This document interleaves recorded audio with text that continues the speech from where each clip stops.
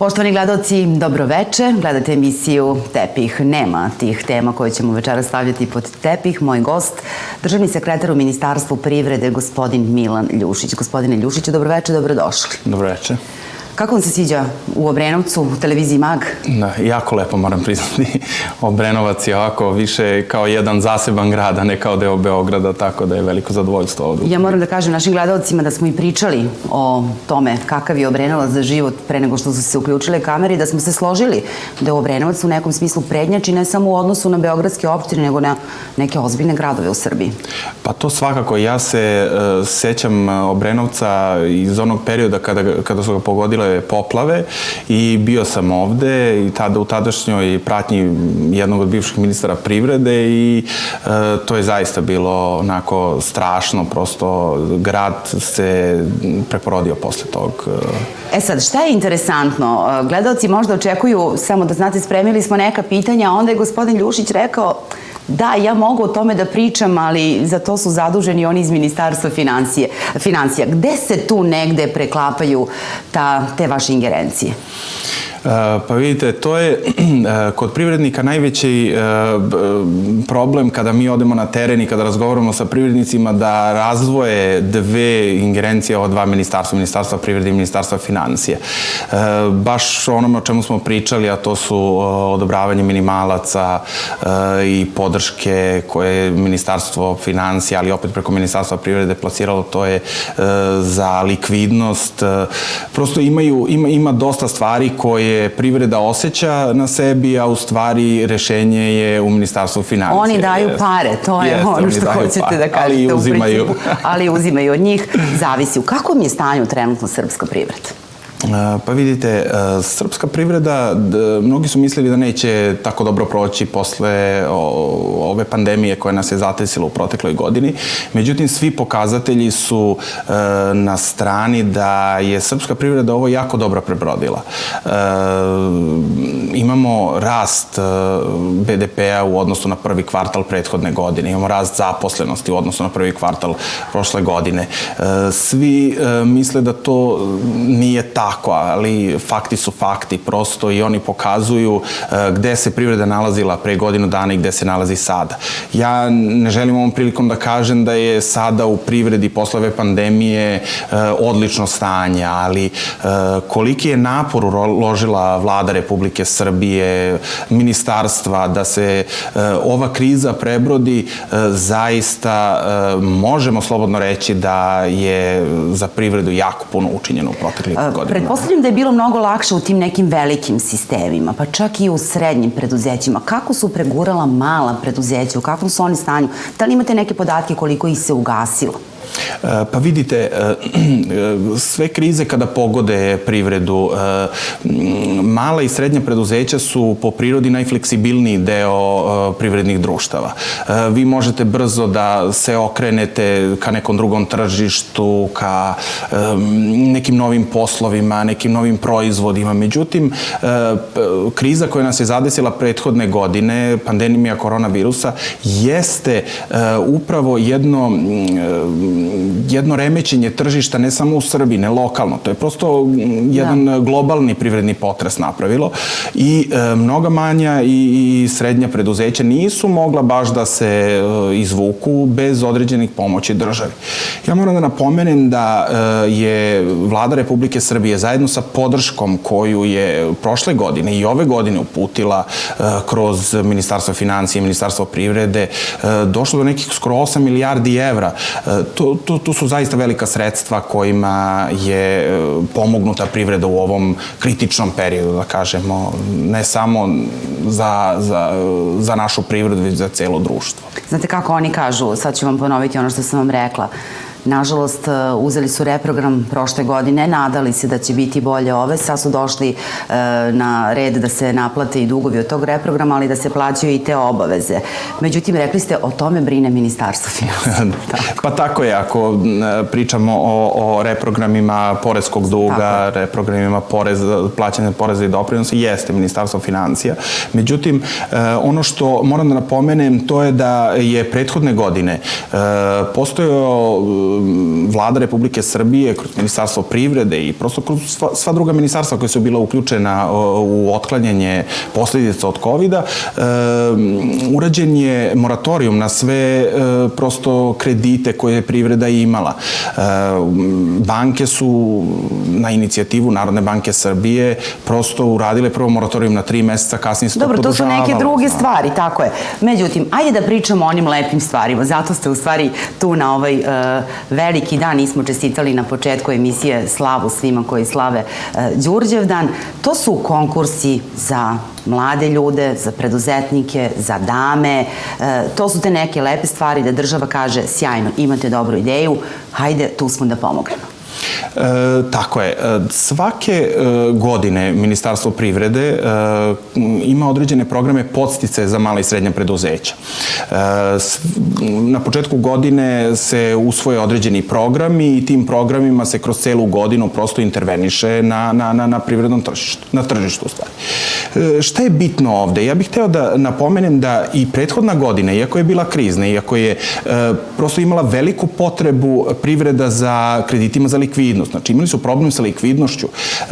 Ovde bih samo napomenuo još jednu stvar. Kod ovih kredita za likvidnost, vlada je prepoznala one najugroženije kategorije u privredi, kao što su turizam, saobraćaj, ugostiteljstvo i napravljene su posebne kreditne linije za likvidnost koje su njima drastično bolje uslove dati nego što su dati ostalim, recimo, privrednim društvima, pa čak moram priznati u proizvodnji.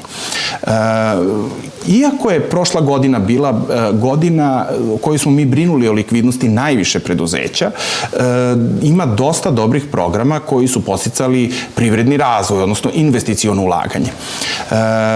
Ove godine, kao i prethodne godine, odvojene je negde oko 2 milijarde dinara za bespovratna sredstva u neka investiciona ulaganja. To se sprovodi sve kroz 4 programa Ministarstva privrede. Prvi program je za nabavku opreme. To je odvojeno oko 1,5 milijarde dinara bespovratnih sredstava koje je Ministarstvo privrede plasiralo zajedno sa Razvojnom agencijom Srbije preko komercijalnih banaka. Ima tamo konkurs za banke koje su se javile. To su 6 banaka, izvinjavam se, i 2 leasing kuće kojima je finansirana nova oprema.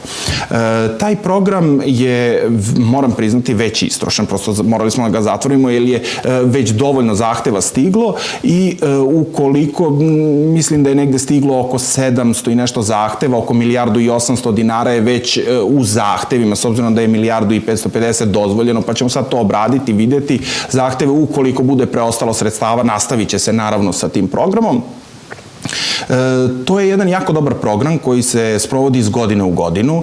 On podrazumeva da svi privrednici mogu jako brzo preko svojih poslovnih banaka da konkurišu za njega. 25% su bespovratna sredstva, 70% izvinjavam se, je u formi kredita kod te banke i 5% je sopstveno učešće privrednika. To su povoljna sredstva i njihova ročnost i kamatna stopa. Pored ovog programa, koji je prvenstveno namenjen za nabavku nove opreme, preko Fonda za razvoj su opredeljene 3 kreditne linije, takođe sa bespovratnim sredstvima. To su krediti za razvojne projekte, odnosno takozvani razvojni krediti, koji sadrže bespovratna sredstva i kredit Fonda za razvoj, koji idu od 20 do 30% u zavisnosti od toga da li je razvijenija ili nerazvijenija opština. To su pravi oni razvojni investicioni krediti koji se odobravaju na period od 10 godina ili 8 godina. Što to znači pravi razvojni? Pa vidite, ako ste vi preduzeće koje želi da ulaže u dalji razvoj vaše proizvodnje, vama su potrebni investicioni krediti sa što dužim rokom otplate. Mi smo ovde opredelili kredite... Kako procenjujete, izvinite, kako procenjujete ko ulaže novac kako treba? Šta je zaista pravi razvojni put? Možda nam se vizije razilaze? Pa pazite, to su krediti koje mogu da konkurišu maltene sve delatnosti. To nije ograničeno na određene. Postoje određena privredna društva, odnosno delatnosti koje se ne finansiraju, kao što je proizvodnja oružja, igre na sreću, nafte i naftni derivati i tako dalje. Znači, prosto neke delatnosti tu ne spadaju, ali je jako širok spektar. Prosto možete u svakom obliku proizvodne ili privredne privredne delatnosti, ja kažemo ne samo proizvodne, već privredne, jer tu spadaju i usluge, da konkurišete za te kredite. Ti krediti se odobravaju na 10 godina, imate godinu dana grace period, kamatne stope su vam od 1 do 2%, to su prosto razvojni krediti. Znači, vi možete da ulažete u proizvodnju, nabavku opreme, možete da kupujete i polovnu i novu opremu, možete da izgrađujete objekat, da kupite proizvodni objekat. Prosto takva im je struktura. To su krediti koji su jako dobri za razvoj. Pri čemu imate bespovratna sredstva do 12,5 miliona dinara, u zavisnosti procentualno od kredita koji povlačite. Ono što je ovde bitno jeste da vi, pored tih 30%, odnosno tog bespovratnog dela, vi niste ograničeni sa kreditom. Vi možete tražiti i veći kredit. Maksimalan iznos je 12,5 miliona za brzorastuće preduzeće ili 10 miliona za stabilna preduzeća. Tamo imaju parametri, pa se onda vidi gde pripadate i na osnovu toga vučete tu kreditnu liniju. Ovo je kreditna linija koja se duži niz godina finansira i ove godine kao i prethodne godine. Pored toga, ono što smo mi ove godine, pored start-up kredita, kreditna linija za početnike koja je veoma popularna, i tu moram navesti da su krediti za početnike od 2016. doživjeli jednu transformaciju. Prosto, Ministarstvo privrede se uključilo u kreditnu podršku sa bespovratnim sredstvima. Pa imate kod početnika jedan grant koji ide od 30 do 40% u zavisnosti od toga opet da li pripadate razvijenijoj ili nerazvijenijoj grupi opština i možete da povučete od 1.800.000 do 2.100.000 bespovratnih sredstava. Koliko su mladi ljudi zainteresovani za te konkurse, koliko se javljaju, koliko žele da ulažu sami? Vidite, mi smo radili pre nekoliko godina jednu analizu u Fondu za razvoj struktura koja je bila tih, ajde kažemo, korisnika kredita. Tu je uvek preko 50% mladih. Kad govorimo o mladima, mi govorimo tu negde do 30 godina. Znači, veliko je interesovanje mladih za započinjanje biznisa. Ove kreditne linije su upravo i namenjene za mlade da započnu svoj biznis, da mogu prosto da ovde ostanu, da posle završenog fakulteta, srednje škole ili prosto uopšte ako ne žele da se školuju, da mogu da počnu da rade, da sebe samoga zaposle. Uspeh start-upa je ukoliko vi posle sebe zaposlite još nekoliko ljudi. Znate šta mi isto zanima? Da li ste pratili, recimo, kažem, godinama ste već u toj priči, kakve su sve ideje, šta mladi žele da rade, šta je ono što im je interesantno? Videla sam, ne znam da li ste videli priču iz Niša. Jedan gospodin je napravio samouslužnu cvećaru. Vi dođete, ubacite novac, kao recimo kad uzimamo kafu na automatu, i izađe vam buket koji ste izabrali. Meni je sjajna ideja, znači videli smo nešto lepo tamo u dalekom svetu, iskoristili smo ovde. Da li ste nekad rekli, bravo, wow, kakva sjajna ideja? Pa jeste, ja moram priznati da je bilo dosta dobrih ideja. Ono na čemu mi prosto i potenciramo jeste da vi kao preduzetnik, kao neko ko želi da započne svoj biznis, ima tu neku ideju, da ima neki način, viziju kako bi on to realizovao. A mi smo tu da ponudimo ta sredstva i mogućnost da vi započete sa tim biznisom. I tu dobijate na tim kreditima godinu dana grace perioda, da prosto budete, kada krenete u to poslovanje, da nemate nikakve obaveze da vraćate te pare. Te pare su, sredstva su jako povoljna. Mislim, imate 1%, 2% kamatnu stopu, ni jedna komercijalna banka za početnika ne može da izdvoji ta sredstva. Mi trenutno imamo i drugih varijanti za finansiranje start-upova na tržištu, tu su razni hubovi start-upova koji više finansiraju IT preduzetništvo i IT biznis. Međutim, ne možemo prosto razvoj jedne privrede samo... Ne možemo svi biti IT-evci. Da, ne možemo svi biti IT-evci, tako je. Jednom sam imao jedan sastanak na jednom fakultetu sa studentima i tu su bile kolege iz ovih tehnoloških instituta, tehnoloških parkova, oprostite, i koleginica jedna koja vodi taj tehnološki park je rekla, pa da, kao, ali kolega priča o pravljenju džema i ja kažem, rekao, da, ali prosto ne mogu svi da budu IT stručnjaci. Tako je, tako. Prosto neko mora da proizvede i džem, neko mora da proizvede i dasku od koje će se napraviti neka kuća ili neki nameštaj. To me zanima. Da li ste možda ispratili nekog od tih divnih ljudi, mladih po Srbiji, koji zaista imaju sjajne ideje, da li ste ga onako ispratili od konkursa, pa recimo da znate gde je sada sa tom svojom...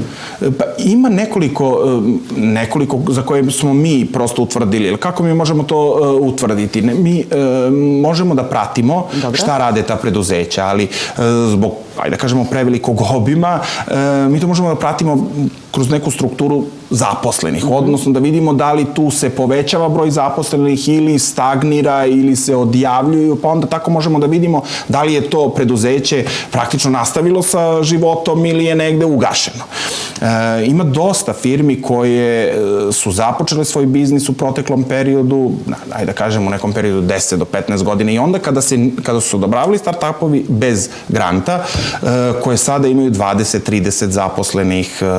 Ja sad ne bi govorio koje su to firme, ali recimo ima nekih firmi za koje svi mi znamo u Beogradu, a to su upravo start-up. Tako su počeli. Pa dobro, možda bi to bila i dobra reklama za vas u krajnjem slučaju, ali ne mora baš ovde.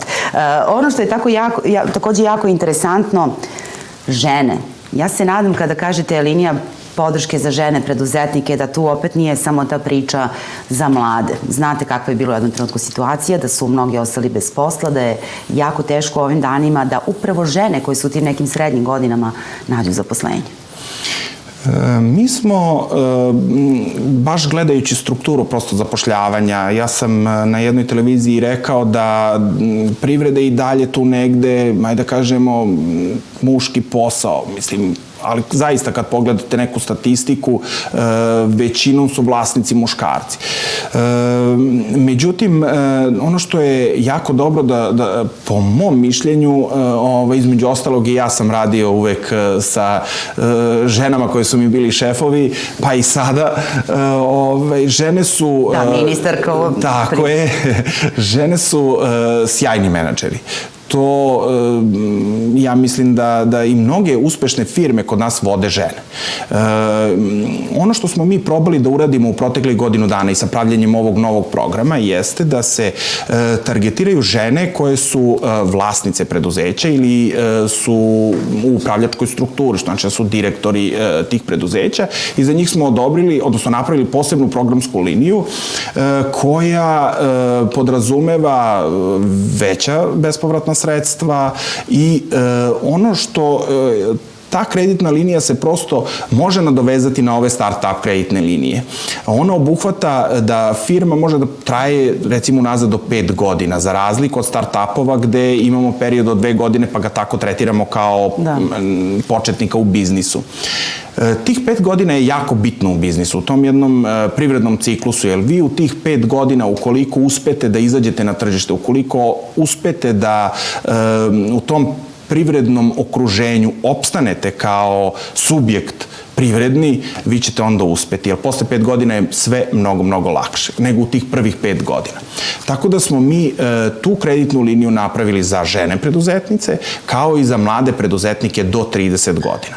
To prosto podrazumeva da vi ako ste i koristili neki start-up kredit ranije, vi sada možete da koristite i ovu kreditnu liniju u nekom nastavku svog poslovanja, recimo u 3. godini poslovanja, 4. godini poslovanja. A pokretanje sopstvenog biznisa, gde smo tu? Što se tiče žena? Žena, da. Pa vidite, ja koliko sam radio na start-up kreditima, tu jako puno ima žena preduzetnica.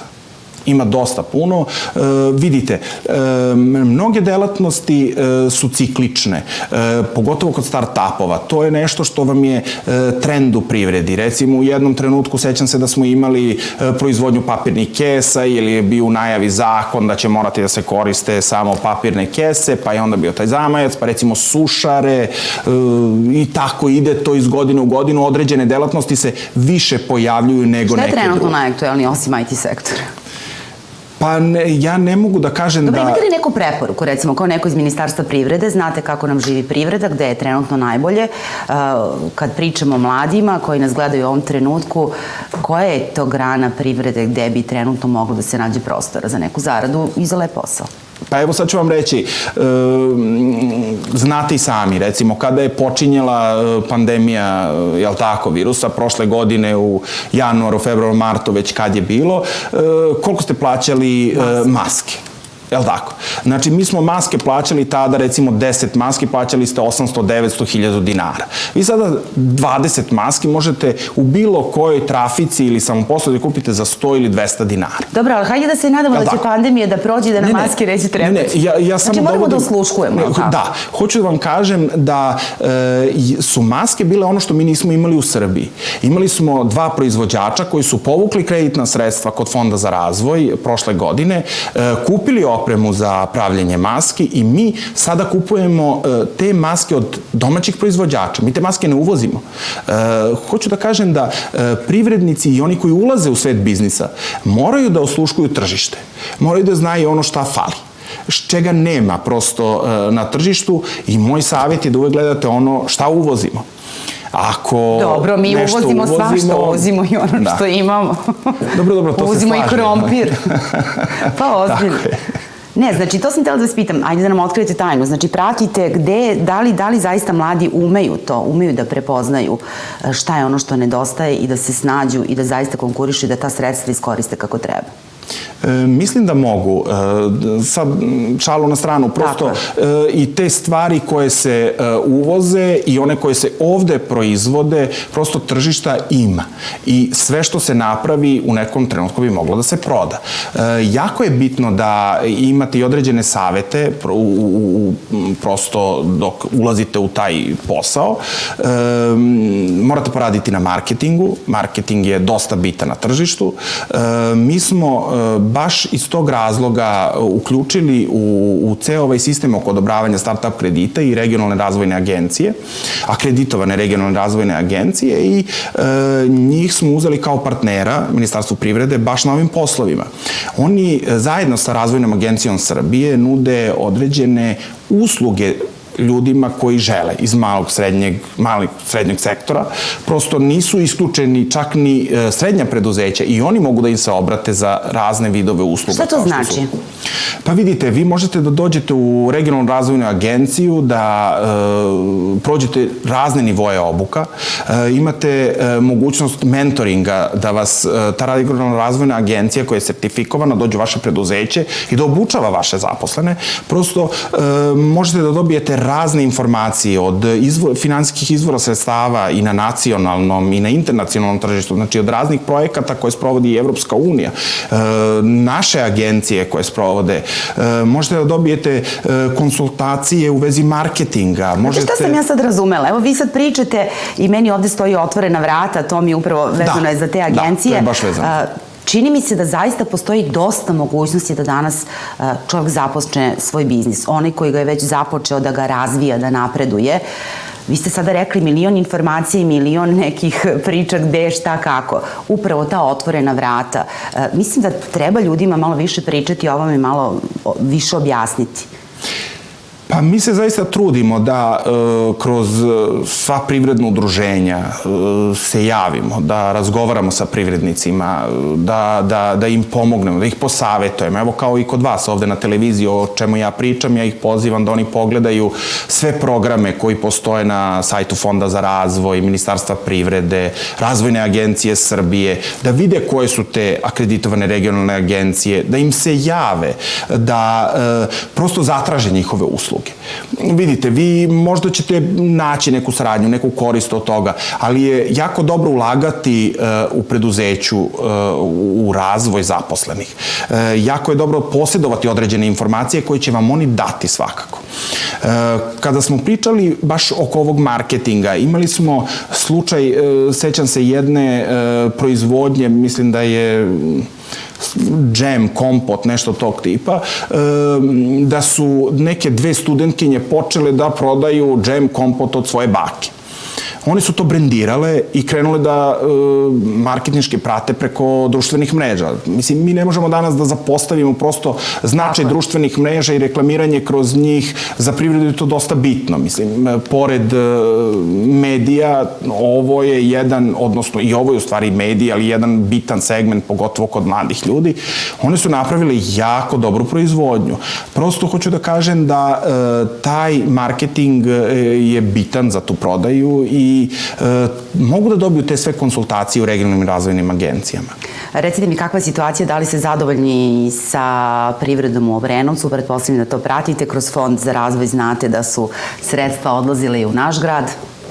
Jeste. Ja sad, vi ste me malo sada preduhitrili da bi vam dao tačan broj korisnika iz Obrenovca, ali što se tiče Beograda, da, Obrenovčani jesu jedno intenzivno privredno područje.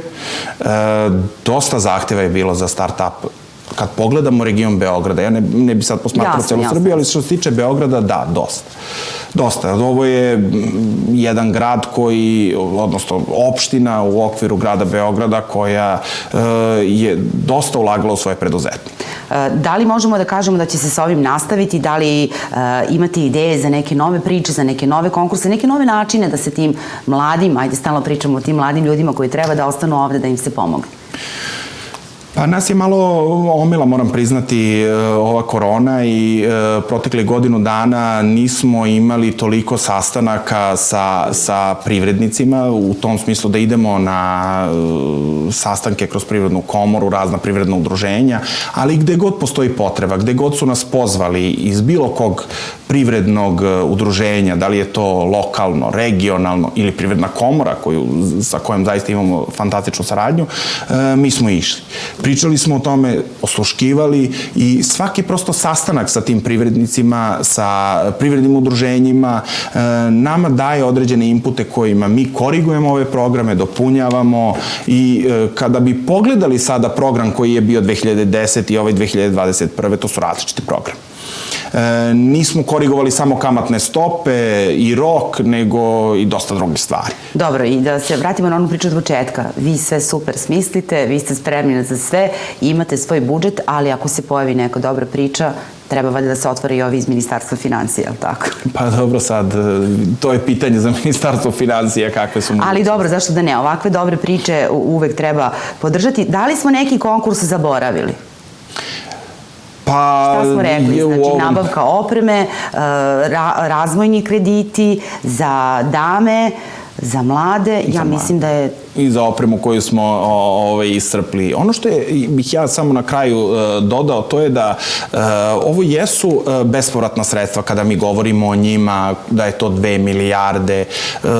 Prošle godine je isto toliko sredstava odobreno, preko 870 zahteva smo imali prethodne godine. Ove godine zahtevi, ipak je ovo početak godine, oni sada kreću, imaju svoje završne račune za prethodnu godinu, završavaju, predaju i kreću da konkurišu.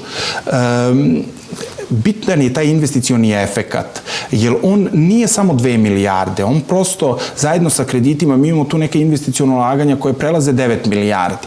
Jer vi uzmete 30% bespovratna sredstva, a onda uzmete, povučete i kredit sa tim. Znači, prosto niste vi platili 3 miliona dinara, neku opremu ste platili 10 miliona. Znači, to prosto povlači za sobom mnogo veće ulaganja u nabavku opreme, u izgradnju, prosto ceo taj jedan investicioni ciklus. U krajnjem slučaju to je onda i usavršavanje. Ono što je jako bitno za kraj, znači ti konkursi su aktualni dok se novac ne potroši. Dok se novac ne potroši, odnosno do kraja ove kalendarske godine. Sve informacije na sajtu ministarstva? Tako je.